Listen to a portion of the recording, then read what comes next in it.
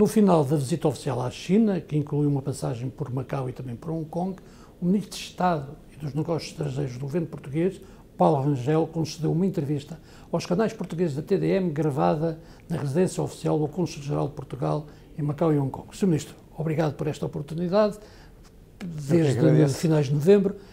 Que balanço faz desta visita, que resultados práticos, nomeadamente ao nível dos contatos políticos, quer com o seu homólogo chinês, quer também com o vice-primeiro-ministro, o primeiro vice-primeiro-ministro chinês e o líder do governo de Macau? Bom, em primeiro lugar, agradecer esta oportunidade, dizer que é com imenso gosto que regressei a Macau, agora nesta qualidade. Devo dizer que foi uma visita muito positiva. A visita começou realmente por Pequim, por um encontro, uma reunião que eu diria intensa e extensa, intensa em agenda e extensa em duração, com o Ministro dos Estrangeiros Wang Yi, em que passamos em revista a agenda bilateral e, portanto, por um lado, as relações muito positivas entre Portugal e a China, que têm tido uma tradução no domínio económico muito clara. Havia algum afastamento entre Portugal e a China? Eu penso nos últimos tempos ou circunstâncias? Eu penso que não havia um afastamento, mas, de facto, visitas políticas não existiam há 5 anos. E isso, sinceramente, é um pouco, digamos, incompreensível. E foi algo que este governo quis mudar. Repare, no início talvez compreensível, porque com a pandemia, evidentemente, não havia visitas políticas, mas a partir de janeiro de 23, esse horizonte desapareceu também da China e, portanto, a partir desse momento, eu penso que 23 e 24 já deveriam ter sido anos de grande atividade. Em 24, nós tivemos o cuidado de, logo no Fórum Macau, estar o Ministro da Economia, Pedro Reis. Depois veio também cá no 10 de junho a Ministra da Justiça, Rita Giudice, e, portanto, já se inverteu por completo esse ciclo que estava, digamos, que era, enfim, de algum vazio político, não nas relações, digamos, tudo que tinha a ver com as relações diplomáticas, naquilo que é o seu cotidiano e rotina, elas estavam a correr bem, mas é evidente que os sinais políticos são importantes e muitas vezes são fator de impulso da resolução de certos problemas. Curiosamente, ao contrário, não. A China tinha enviado o vice-presidente, o presidente do Parlamento também, portanto, ou seja, tinha havido contactos da parte chinesa com Portugal a um nível que nós consideramos politicamente bastante elevado ou muito elevado e o contrário não se poderia dizer, quer dizer, o reverso, o simétrico não se podia dizer. Houve apenas uma visita da ministra Elvira Fortunato. Exatamente, pronto, enfim. Sim. E, entretanto, houve esta visita... E desta visita desta semana, nomeadamente com o seu homólogo chinês, que divisões, que aproximações, consenso há entre Portugal e a China? Eu penso que, em primeiro lugar, quanto à questão bilateral, a ideia de um reforço do investimento de parte a parte, Portugal também reforçar o seu investimento na China, aumentar a sua capacidade exportadora para a China, que apesar de tudo subiu 9% neste ano, portanto é algo que é palpável e que é relevante. Também há algum avanço na entrada de produtos portugueses na China, em alguns setores? Nos setores alimentares, sim. Este é um resultado, enfim, eu não queria adiantar-me a questões mais técnicas, mas será um resultado, eu diria, visível, tangível desta visita. Foi, de facto, uma abertura para algumas, eu diria, aspirações portuguesas que tinham algum tempo, já tinham, enfim, alguma patine, porque eram, enfim, antigas, e que eu julgo que se resolveram aqui, claramente. Podemos dizer que há um avanço relativamente aos produtos que ainda tinham dificuldades, essa questão vai ser ultrapassada em breve. Sim, mostrou, enfim, e devo dizer que isso foi, aliás, repetido também na reunião com o vice-primeiro-ministro Ding Xuexiang, também foi, portanto, é algo que eu julgo que podemos tomar como certo, embora obviamente careça de alguma questão técnica. Também ficou aprazada a reunião da Comissão Económica, Mista Económica e Comercial, a ver se fazemos isso já no segundo semestre de 2025, assim como aqui em Macau ficou aprazada a visita do chefe de executivo a Lisboa, que ocorrerá dentro de alguns meses, e, para além disso, uma reunião da Comissão Mista, que essa terá lugar em Macau, e que, em princípio, também será feita no segundo semestre de 2025. Portanto, isto significa Ao nível dos contatos políticos, ficou alguma visita, digamos, da parte chinesa a Portugal, apressada? Não ficou, mas da parte portuguesa à China está em vias de ser, enfim, decidida. A questão que se põe, obviamente, é a questão de nós num período pré-eleitoral e, portanto, havendo necessariamente à volta de junho uma mudança de governo, talvez seja prudente esperar por esse momento, mas não há dúvidas que um novo governo deve fazer isso. Aliás, nós vemos que os outros países europeus estão todos a fazê-lo e têm feito, aliás, desde 2023. Não é nada de novo. Portanto. Na perspectiva do Ministro, que é nessa qualidade que estamos agora a falar, o Primeiro-Ministro português, independentemente de quem seja, deverá visitar a China ainda este ano? Se isso for possível, eu acho que era importante ser ainda este ano. Ou no início de 26, mas quer dizer, estamos a falar de um horizonte acabadas as eleições de 6 meses para fazer essa visita. Acho que isso é extremamente necessário. Estava, aliás, no horizonte, se não houvesse crise política, do Primeiro-Ministro atual. Esta visita que eu estou agora a terminar, tinha como intuito também preparar essa visita, era um dos seus... Se o Primeiro-Ministro, o atual Primeiro-Ministro, viria para as comemorações do 10 de junho e iria a Pequim? Sim, isso não estava ainda totalmente fechado, mas era exatamente o que estava previsto, era haver uma visita do Presidente da República e do Primeiro-Ministro para a comemoração do 10 de junho em antecipação, normalmente é em pós-antecipação, normalmente é a seguir. Este ano seria diferente porque temos também os 40 anos da adesão ao tratado, que é dia 12 de junho, portanto ficava tudo muito colado, daí que houvesse aquela data inicial. Essa visita... O professor Marcelo Rebelo de Sousa não pode fazer como tem feito, que é a comemoração em Lisboa ou em Portugal, e depois sair para as comunidades, por causa das comemorações do dia 12, seria antes. Seria antes, só que entretanto... E agora, perante o calendário político... Essa visita teve que ser adiada. Penso que será feita uns meses mais tarde, mas julgo que ocorrerá justamente para celebrar também com dignamente o 10 de junho. Isso é a informação que eu tenho neste momento. Depois do verão? A informação que eu tenho neste momento aponta para aí, enfim, não está, mas aponta para que haja uma visita a Macau, justamente para comemorar o 10 de junho, que entretanto não pode ser comemorado naquela altura porque vamos estar no período de formação do Governo e, portanto, o Presidente da República tem de estar em Lisboa, sobre isso não há qualquer dúvida e toda a gente entende isso, quer aqui a comunidade portuguesa em Macau, quer mesmo o Governo da China. Investimentos chineses em Portugal, depois da energia, da banca, dos grupos, que setores é que o Governo português gostaria de ver de investimentos chineses? Há aqui um setor que teve agora, o setor das baterias, não é? Com a Calp, é um investimento de grande volume, com um imenso significado, um trabalho muito grande do nosso Governo, em particular do Ministro Pedro Reis, que de facto teve, digamos, nos momentos decisivos, naqueles em que era preciso verdadeiramente fazer opções por parte do Governo chinês, teve um papel, julgo eu, muito ativo, e portanto, enfim, é algo que para Portugal é muito importante. Sinceramente, eu acho que no futuro há áreas interessantes. Na área da saúde pode haver cooperações e até em sentido inverso, Portugal na China.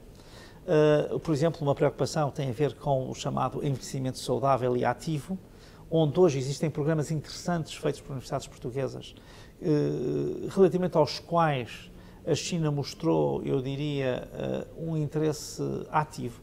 Portanto, é uma área talvez insuspeita, mas em que acho que nós podemos ter aqui um intercâmbio interessante. Na área de cooperação científica também, tecnológica, olhando também os 4 laboratórios chineses, onde já há alguma colaboração portuguesa, nós hoje temos 1.500 estudantes chineses em Portugal no ensino superior. É algo que é absolutamente extraordinário.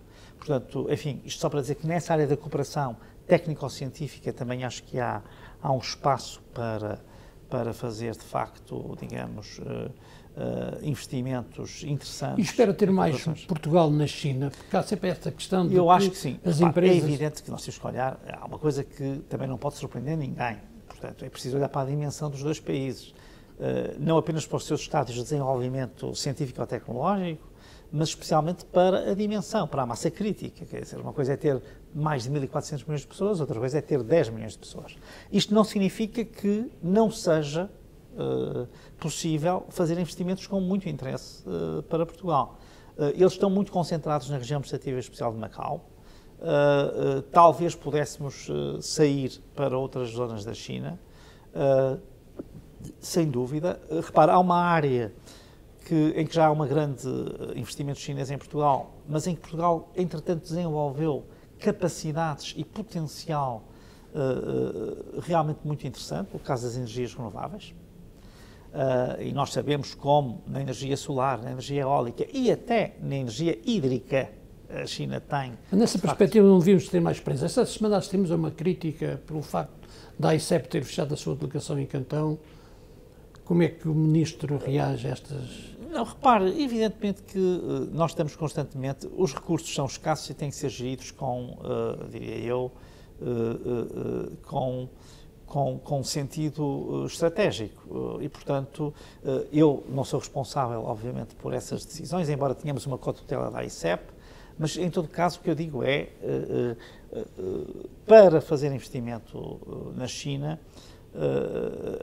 evidentemente nós precisamos de uma presença robusta da nossa Agência de Investimento e Comércio. Isto não significa que ela esteja completamente disseminada pelo território, até porque isto é algo que é fundamental. Quando nós tivemos sucesso, por exemplo, nos Estados Unidos ou no Brasil, nenhuma empresa portuguesa fez um investimento no mercado inteiro. Fez investimento em Estados desses mercados. Não é? Ou seja, quando Portugal, que é um país com a massa crítica que tem, quer investir no estrangeiro e vai para mercados gigantes, no caso da China não pode ser maior, isso significa que temos que ir para regiões. Isto quer dizer que podemos optar por cidades de uma dimensão que não é nem Pequim, nem Xangai, nem Cantão. Embora as cidades na China tenham sempre todas grande dimensão. Não, mas pode ser uma dessas cidades. Uma coisa é um mercado de 20 milhões de pessoas, outra coisa é um mercado de 1.000 milhões de pessoas. Repare, aquilo que nós fizemos no Brasil e nos Estados Unidos com grande sucesso foi justamente segmentar por Estados, não é? E, portanto, dizer, mesmo curiosamente, é interessante verificar, mesmo na nossa aproximação à Espanha, que apesar de tudo está dentro de uma dimensão perfeitamente gerível para um país com 10 milhões de pessoas, que é um mercado de 45 a 50 milhões de pessoas, nós muitas vezes vamos por comunidades autónomas. As empresas portuguesas, imagine, investem nestes contactos Andaluzia. Políticos. Só para dizer que, relativamente à China, nós temos de ter uma estratégia que olhe mais para as regiões ou para as cidades do que propriamente para o mercado inteiro de uma só vez. Isso será inabarcável por nós e vai sempre conduzir-nos a um vazio. Nos contatos políticos que manteve esta semana em Pequim, depois no Fórum e também em Macau, a questão da Grande Baía foi colocada a maior presença. Sim, também falou-se sobre isso e, portanto, sobre a aposta que está nesta ideia da Grande Baía, neste novo conceito e também até na questão de Engenhing aqui ao lado, onde eu acho que é importante que aquilo que são as características da região administrativa de Macau, com região administrativa especial, possam, digamos, ser as características desse alargamento. Isso é uma coisa muito importante e tem a ver, por exemplo, desde logo, com a questão jurídica. Isto é algo que nós achamos que seria interessante, mas enfim, obviamente que é uma questão da soberania chinesa, na qual Portugal não interfere, mas eu acho que isso não está afastado, ao contrário, e pode ser realmente uma grande oportunidade para dar maior massa crítica a esta região, mantendo, se quiser assim, aqueles que são os traços definidores da região administrativa especial de Macau. No encontro com o chefe do executivo da RAEM, relativamente à escola portuguesa, o Sr. Ministro fez hoje, antes de gravarmos a entrevista, falou da decisão de repor a sua participação. Sim, já está. Não é decisão, está executada. Está executada, portanto, neste momento voltamos para os níveis anteriores à Troika, que são os de 51% e não de 10% como estamos. Mas como sabe, a escola tem sido... No último ano houve um período agitado, estamos na fase, digamos, de começar a preparar o próximo ano letivo está tudo mais tranquilizado? Bom, eu sinceramente há uma coisa que não vou fazer, que é comentar essa questão nesses termos, não me compete. Primeiro porque eu não tenho a tutela da escola portuguesa, não é o Ministério dos Estrangeiros, é o Ministério da Educação. Pronto, que tomou as medidas adequadas em seu tempo e que tomou agora esta decisão de aposta clara nas escolas portuguesas. Devo, aliás, dizer que é uma aposta do Sr. Ministro da Educação desde o início do governo. Nós tomamos posse no dia 2 de abril e no dia 3 de abril, de manhã, antes do primeiro Conselho de Ministros, num canto da sala, posso até descrever a coreografia, o Ministro da Educação, Ciência e Inovação e eu estivemos a falar sobre as escolas portuguesas. Foi o primeiro assunto, enfim, será talvez uma coincidência, mas não deixa de ser simbólica. O primeiro assunto que eu tratei como governante e o Sr. Ministro da Educação foram as escolas portuguesas. Foi a importância que vamos dar às escolas portuguesas. E isso está a traduzir-se também na Escola Portuguesa de Macau. Isto significa também, repare, que eu acho que vale a pena perceber isso, olhar para isto de uma forma mais global. Há uma aposta clara deste governo em Macau e também na China. E que significa uma mudança, porventura, para governos anteriores. Não para, diria eu, aquilo que é a governação do dia-a-dia, a continuidade das relações diplomáticas. Mas relativamente à escola, como sabe, há um projeto, eu diria que não está ainda desenhado, mas há pelo menos uma intenção de uma ampliação. Esta questão, por exemplo, foi abordada... Esta questão ainda não foi abordada. Há, aliás, várias questões que têm de ser detalhadas e desenvolvidas e uma outra que ainda não foram postas em cima da mesa. Essa é, por exemplo, uma questão muito interessante. Nós sabemos que há procura para isso, mas, enfim, aí, sinceramente, estou a ser completamente transparente, é uma questão que não está, neste momento, ainda posta em cima da mesa. Não estou a dizer que no plano dos sonhos, das aspirações de muita gente, não esteja... Em cima da mesa está outra questão que certamente não foi colocada hoje. Em Macau, como sabe, houve uma mudança de tratamento relativamente à vinda de portugueses para Macau. Essa é uma questão que tem sido... Essa questão está em cima da mesa, foi abordada... Essa questão está a ser tratada, e foi com certeza tratada. Como lhe digo, haverá agora uma visita do chefe do Executivo a Lisboa, depois haverá, com certeza, a Comissão Mista, e, portanto, é uma questão que, obviamente, enfim, a comunidade portuguesa aqui exprime essa preocupação e, naturalmente, o governo português é uma preocupação que tem na sua carteira de assuntos, na sua agenda bilateral. Mas há já uma solução desenhada que depois será... Isso, sinceramente, como lhe digo, eu quero ser prudente. Eu gosto de falar sobre resultados. Por exemplo, esse resultado da aposta na escola portuguesa é um resultado que já está completamente adquirido. A ideia de que vamos dar um novo impulso às relações de Portugal com a China e, em particular, à questão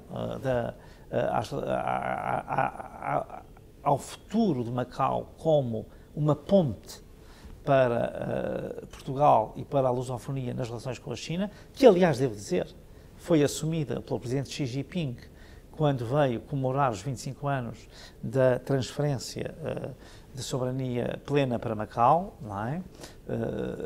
Para a China, e, portanto, com a declaração conjunta e com essa cerimónia de transferência, ao fim de 25 anos, o que nós vemos é que a China, e o seu presidente em particular, veio dizer que Macau deve ser a plataforma de ligação entre a China e os países de língua portuguesa, e nós achamos que essa é uma vocação clara de Macau e estamos completamente convergentes nessa linha. Portanto, isto são resultados concretos. Mas não falta a estratégia de Portugal para Macau e para a China? Eu acho que não falta estratégia. A este governo não falta, não sei se a outros faltou. A este governo não falta, e tanto não falta que viu que houve logo um programa de visitas políticas e houve agora esta visita, que foi uma visita muito importante. Repare que nós não tratamos apenas das relações bilaterais, nós tratamos também das relações, eu diria, internacionais multilaterais. Portugal e a China têm, sobre a questão global, um ponto de vista comum, que é a defesa do multilateralismo e da centralidade da Organização das Nações Unidas. É algo em que convergimos e, portanto, evidentemente que essas questões também foram tratadas, em particular com o Ministro dos Estrangeiros Wang Yi, mas também com o primeiro vice-primeiro-ministro, Ding. Portanto, nós tivemos, de facto, também essa preocupação, até porque... essa é uma questão que se coloca muito quando se refere Portugal, ou quando a gente faz referências a Portugal, no relacionamento que Portugal pode ter com a China, dele, de certa forma, chocar com aquilo que têm que ser as posições portuguesas, dada a sua relação, quer com a União Europeia, quer com os Estados Unidos, embora agora os Estados Unidos é uma outra questão mais complexa. Sinceramente, eu tenho que dizer o seguinte, nunca foi. Eu já vi que pessoas, a União Europeia é isto, a União Europeia é aquilo. Isso é, sinceramente, de pessoas que não estão a acompanhar. Eu fui 15 anos membro do Parlamento Europeu, conheço os assuntos europeus, digo eu, muito, muito bem. E nunca vi que a posição portuguesa quanto à China, e em particular no que diz respeito a Macau, fosse alguma vez prejudicada, pelo contrário, pela nossa pertença à União Europeia. Essa é uma mais-valia que nós temos.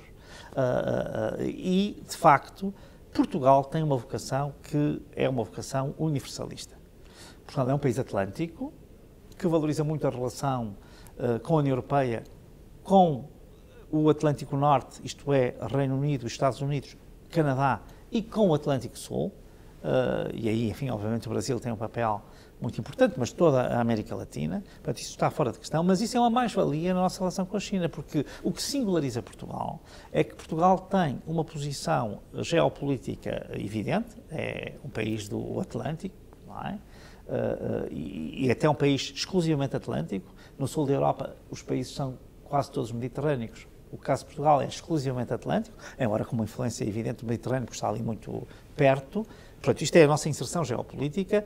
Isso fez sempre com que Portugal fosse um país oceânico e marítimo e, por isso, fosse para a África, viesse para o Índico, viesse para o Mas nas Oriente perspectivas das empresas portuguesas e dado o momento que se atravessa... Portanto, eu só queria dizer o seguinte, uma coisa não exclui a outra, pelo contrário, complementa. Quem achar que a pertença de Portugal à União Europeia é prejudicial para a relação de Portugal com a China, não está a perceber qual é o papel de Portugal na União Europeia e não está a perceber qual é o papel de Portugal no quadro internacional. Enfim, eu compreendo que algumas pessoas não percebam, mas, sinceramente, nós temos que ver isso como mais-valia e isso é visto assim. Não é por acaso que as questões da relação com a União Europeia fazem parte da nossa agenda sempre que falamos com as autoridades chinesas. Dr. Paulo Rogério, mas dado o momento que atravessamos, a União Europeia vai ter que se aproximar mais da China, não? Já que o seu parceiro tradicional é neste momento muito difícil o relacionamento. Não, repare, a União Europeia, ao contrário do que se diz, nunca foi hostil à China. Isso também criou-se um pouco essa propaganda. Aquilo que, isto é muito importante que se diga e também que se faça essa pedagogia em todos os fora em que estamos presentes. O que aconteceu foi o seguinte, com a crise de saúde pública que foi o Covid em termos globais e depois com a guerra na Ucrânia, com a invasão que a Federação Russa fez à Ucrânia, isto mostrou à Europa e à União Europeia que havia algumas vulnerabilidades sobre a sua autonomia estratégica. No caso da saúde e da produção de medicamentos e de equipamentos de saúde, no caso da energia, em que a vulnerabilidade era evidente, e no caso, até agora, como se vê, da própria defesa e da sua segurança no sentido tradicional. A segurança tem várias dimensões, no sentido mais físico, mais tradicional. E, portanto, há uma coisa que, e vou dizer o seguinte, a China percebe isto muito bem, a Índia percebe isto muito bem, julgo que até os Estados Unidos percebem isto muito bem, que é, obviamente que a União Europeia tem que reforçar a sua autonomia estratégica. Isso não é mau para os parceiros. Pode, durante algum tempo, significar que tem que haver um investimento mais no mercado interno do que no mercado externo para garantir o quê? Garantir que há autonomia estratégica na energia, garantir que há segurança alimentar, garantir que há segurança ao nível da saúde, garantir, e esse é o desafio mais difícil que está agora em curso, que há autonomia estratégica na área da defesa e, portanto, da segurança agora compreendida no seu sentido mais convencional. Isto é claro.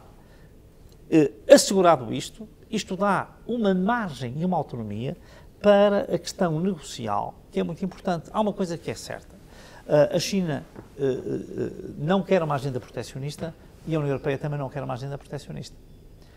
E isto, de facto, é um momento de convergência geoeconómica. Mas há aqui uma oportunidade para os empresários portugueses, atendendo que provavelmente vão ter alguns problemas nos próximos tempos, com os Estados Unidos, parece evidente que possam fazer uma aposta, embora a aposta na China, porque a China fica muito longe.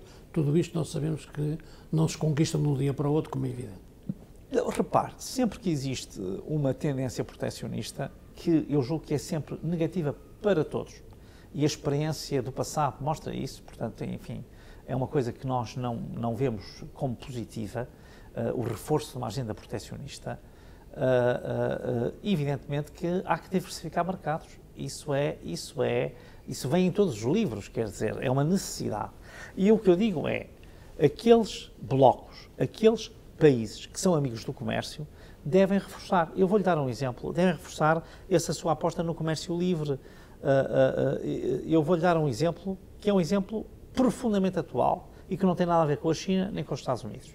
A União Europeia acaba de chegar a acordo com o Mercosul depois de 20 anos de negociações. Talvez tenha chegado a acordo porque o momento geoeconómico e geopolítico também pressionou esse acordo. Claro que ele está por ratificar e, portanto, temos que esperar esse momento também da ratificação, especialmente do lado europeu. Mas, o que é que isto significa? Significa que o sinal que se está a dar a relação do Atlântico Sul com a Europa é o sinal de que se deve investir no comércio livre e não no proteccionismo. Ora, esse sinal pode ser dado a outros blocos. E como é que encontrou a comunidade? Reuniu de manhã com um grupo criado pelo seu Conselheiro-Geral e que está... Sim, que está previsto na lei. Está previsto na lei. Todas as comunidades que têm uma expressão quantitativa maior, existe um Conselho Consultivo, tive a minha reunião também com a Escola Portuguesa de Macau, tive a minha reunião com os conselheiros das comunidades, tive a minha reunião, enfim, encontro esse mais aberto, mais plural, mais público também, com Leva muitas preocupações, a comunidade apresentou muitas preocupações? Eu penso que não leva muitas preocupações, mas leva algumas preocupações. Também uma das principais finalidades desta visita a Macau é auscultar, é lidar diretamente com as comunidades e ver quais são os seus anseios, quais são as suas perspectivas, quais são muitas vezes os seus conselhos. E até às vezes nós não temos surpresas. Por vezes, aquilo que encontramos aqui é aquilo que lemos nos relatórios que nos chegam. Só que é totalmente diferente. Isto ser dito pelas pessoas, porque elas põem intensidade, põem realidade nas coisas que estão a dizer. Nessa perspectiva, ficou surpreendido? Ou o que lhe manifestaram é aquilo que recebe nos relatórios? Eu acho que há uma correspondência entre as duas coisas, mas é totalmente diferente estar no terreno ou não estar. Isso é uma diferença abissal.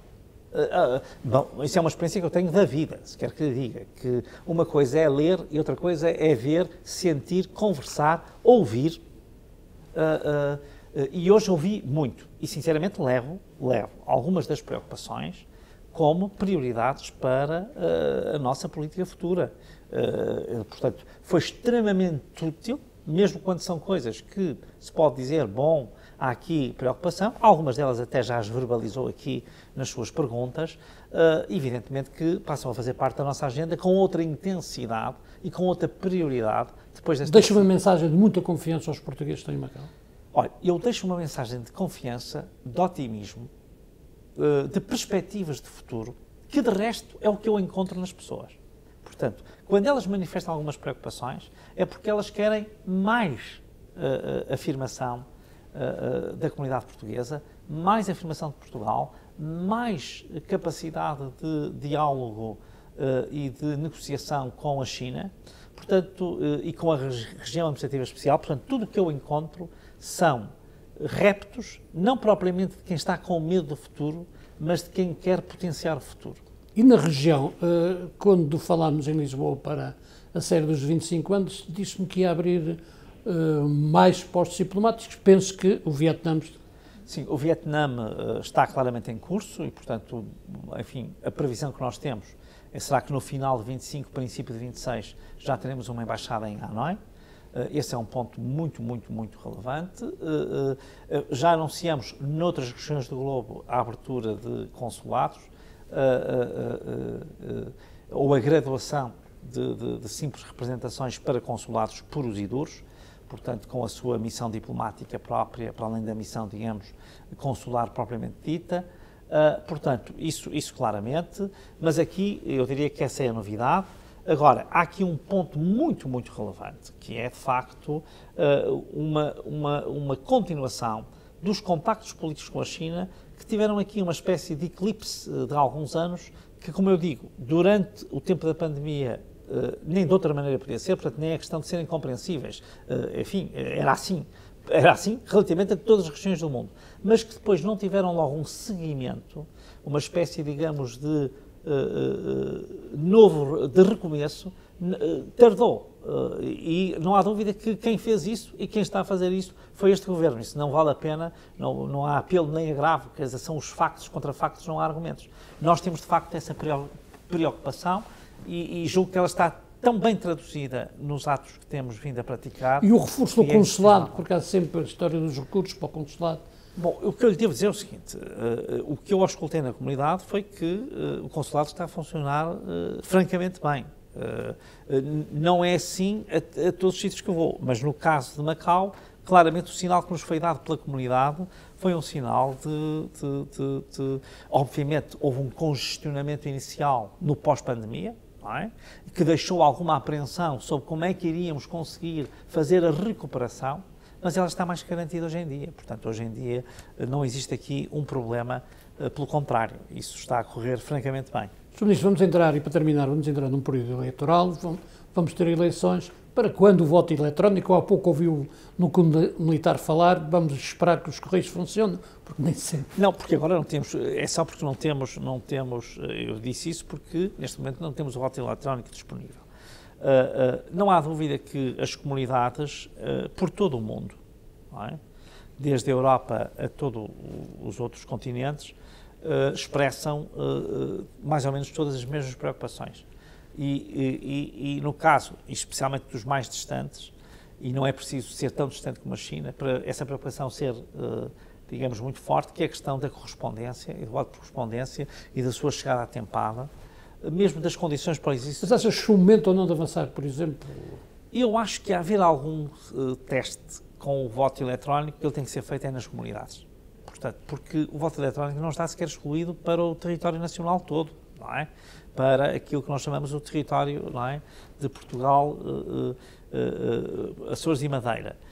Isso não está excluído, mas de facto, se nós queremos fazer esse teste, repare, o voto eletrónico é extremamente conveniente e simples, mas põe problemas de segurança e de fiabilidade muito sérios.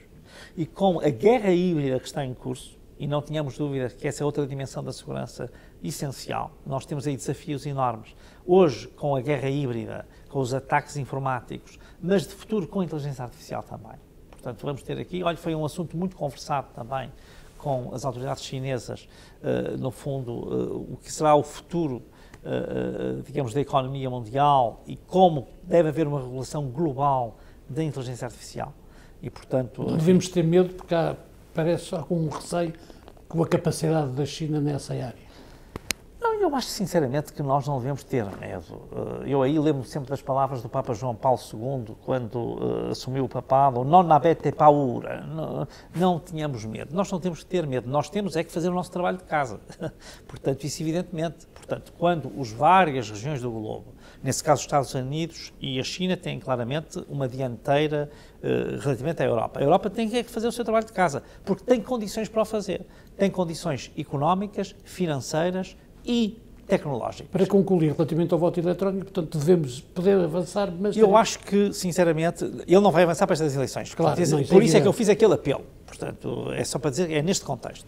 E eu acho que temos de o considerar para as comunidades, sem dúvida, mas temos que o considerar garantindo toda a segurança e fiabilidade. Esse é um ponto fundamental para que não haja manipulações, para que não haja interferências, para que não haja instrumentalizações do voto. Sr. Ministro, muito obrigado. Eu é que agradeço. A entrevista com o Dr. Paulo Rangel passa a estar agora disponível nas plataformas digitais da TDM. Na próxima semana, no mesmo espaço, sábado ao meio-dia, domingo depois do telejornal, será meu convidado o professor António Costa e Silva, antigo membro do governo português, Ministro da Economia e do Mar, que esta semana está em Macau para participar no Festival Literário Rota das Letras.